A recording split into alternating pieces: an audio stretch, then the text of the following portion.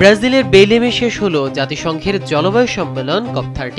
একদিকে আলোচনা কক্ষে কাগজ উল্টে পাল্টে বিস্তৃতি সাজানোর তোড়জোড়, অন্যদিকে ভেন্যুর বাইরে হাসি মুখে ছবি তুলছে অংশগ্রহণকারীরা। সব মিলিয়ে এক উৎসবমুখর পরিবেশ। শুধু উৎসবটা শেষমেশ জলবায়ুর পক্ষে হলো কিনা তা নিয়ে অংশগ্রহণকারীদের মনে সন্দেহ রয়ে গেছে। সবচেয়ে বড় হতাশার জায়গা, জীবাশ্ম জ্বালানির ব্যবহার কমানো নিয়ে যে সিদ্ধান্তের জন্য বিশ্ব তাকিয়েছিল সেটি চূড়ান্ত খসড়া থেকে উধাও। ফলে সম্মেলনের ফলাফলে ধোঁয়াশা থাকলেও দৃশ্যমান অগ্রগতি বেশ কম। আদিবাসী গোষ্ঠীগুলো তো সরাসরি বলেছে তাদের কণ্ঠস্বরকে মিউট করা হয়েছে।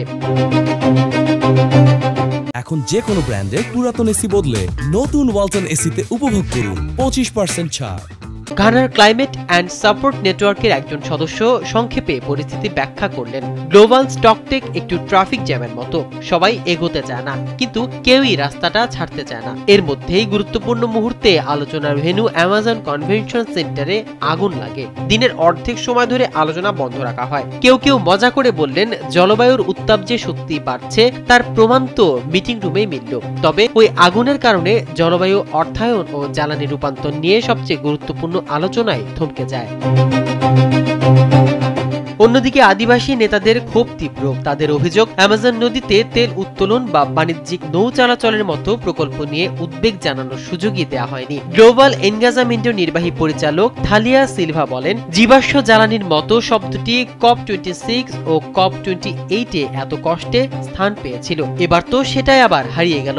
আলোচনার গতি এমন ধীর যে মনে হচ্ছে জলবায়ুর চেয়ে ফাইলের পাতাই বেশি ওজনধারী।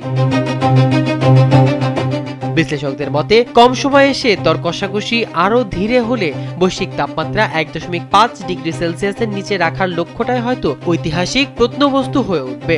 সব মিলিয়ে COP30 এর আঙিনায় হতাশার ছায়ায় যেন গাঢ় হয়ে উঠেছে।